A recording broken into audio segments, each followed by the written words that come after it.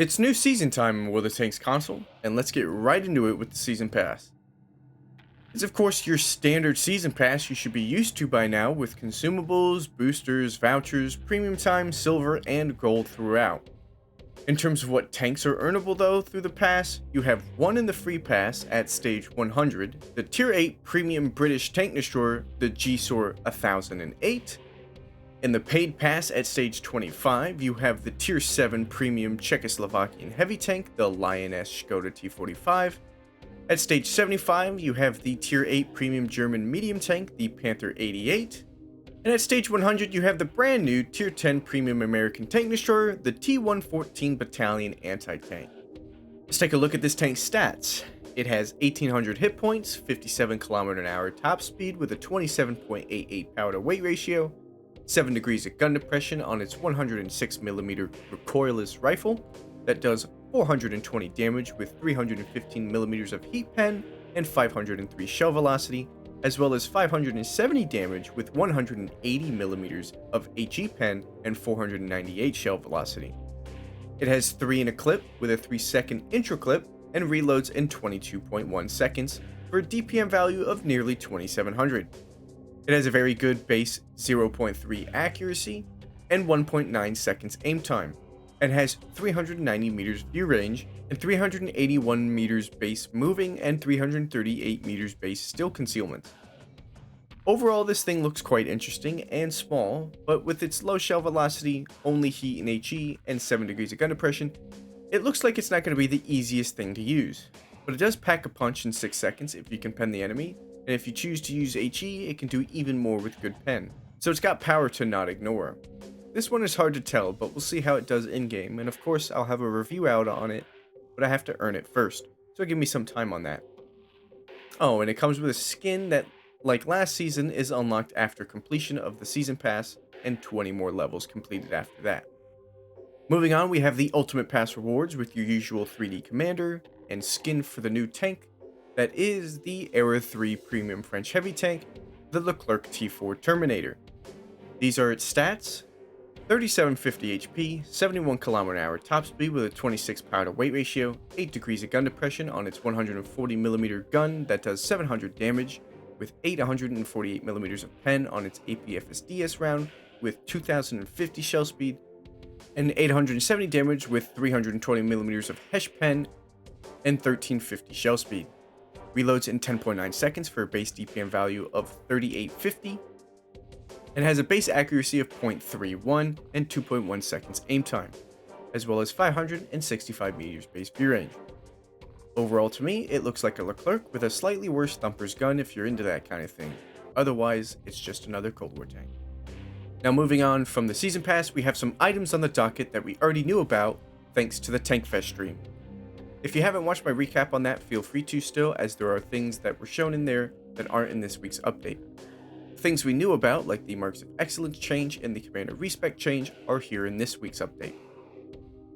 With the Marks of Excellence change, they have brought back the map performance factor into the calculation, which just gave you leniency on your marks, depending on what you were playing and whether you got a good or bad map for the tank that you were playing.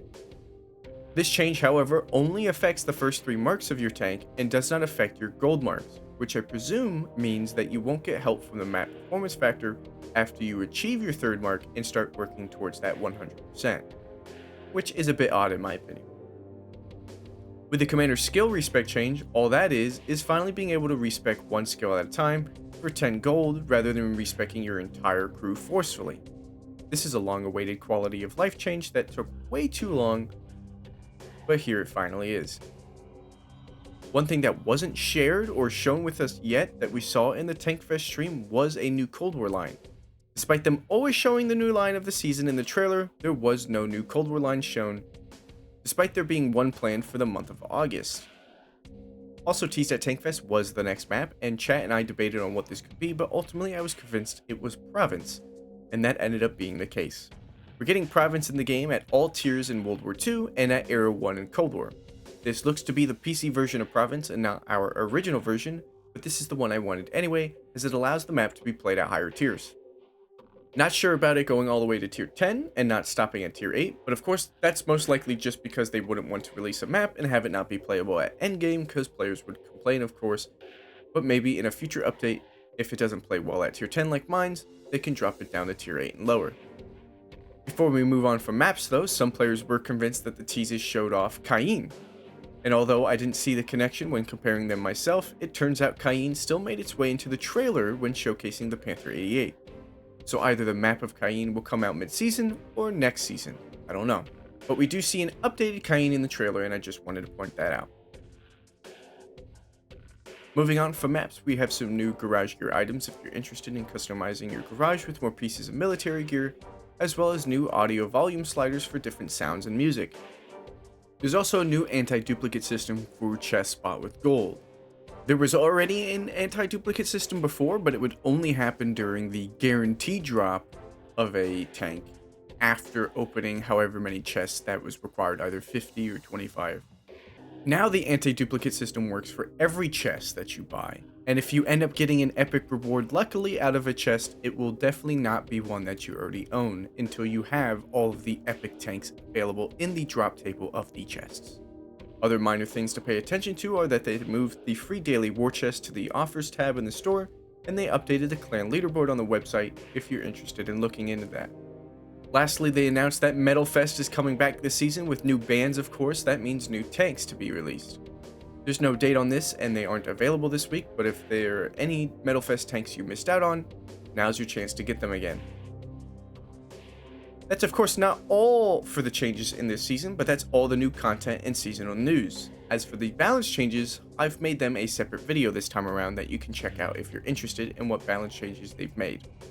I decided to do this as the last seasonal news video was quite lengthy and all over the place, and my Twitch chat, when asked whether they should be separate videos, agreed that they should be. I of course thought making them separate videos allows you the viewer to watch whatever you're interested in. Say you just want to see the balance changes, well there you go, one dedicated video. If you're just interested in the new content and seasonal items, here was your dedicated video. If you want to see both, you could just watch both.